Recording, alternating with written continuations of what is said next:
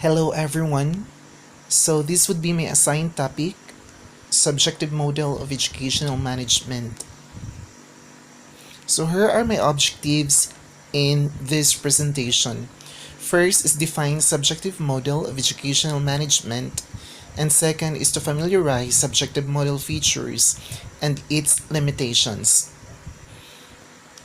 So let us first define what is educational management.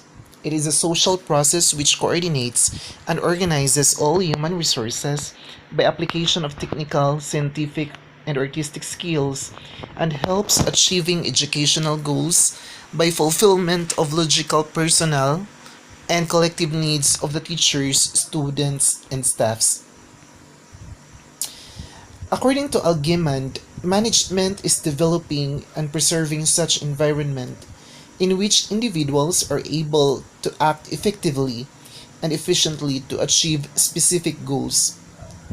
Campbell Wilner considers educational management and leadership as a process in aiding improvement of education and calls any action which steps forward the teacher as educational leadership. According to Bush classification of educational management theories, Bush 2003 classified management theories and leadership theories into five major models. As observed in Table 1, management models are classified into five classes. We have the formal, political, collegial, subjective, and ambiguity cultural models. And classified leadership models into five models. We have the managerial, participative, transactional, postmodern, and contingency moral. So our focus this time is to discuss subjective under management models. So what is subjective model? Subjective models became prominent in educational management as a result of the work of Thomas Greenfield in the 1970s and 1980s. It emphasized the personal qualities of individuals rather than their official positions in the organization or its units. This approach suggests that each individual has selective mentality and perception about the organization. Organizations are regarded as complex units in this theory which contain various meaning and perceptions of the individuals. In this theory, organizations are social constructions which are developed from interaction of the individuals. They reflect individuals' values and beliefs rather than reflecting realities presented in the formal models. That is according to Bush 2003 and 2007. Subjective models have the following major features.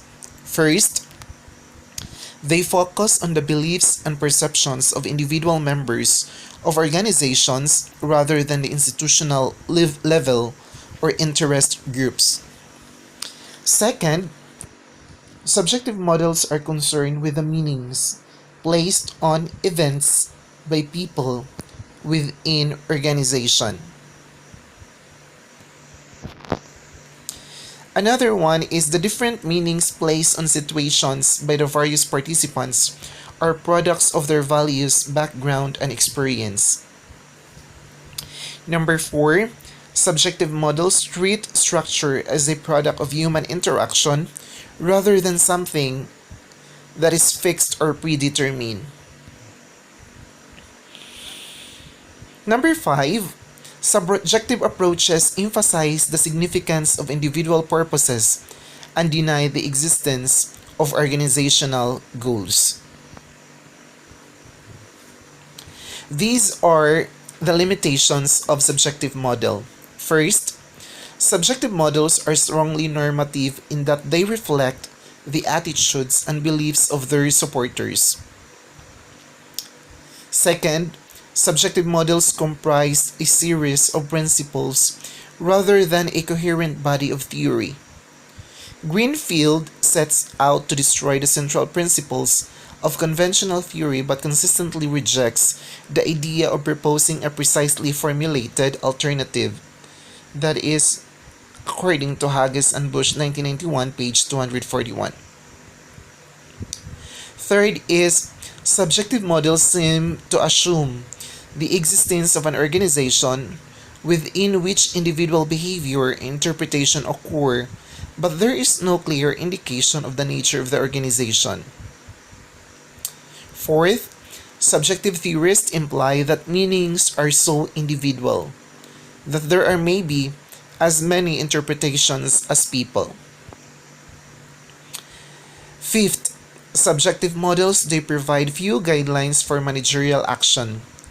Leaders are expected to acknowledge the individual meanings placed on events by members of organizations. So that would be all for my presentation on subjective model. Thank you for watching and listening.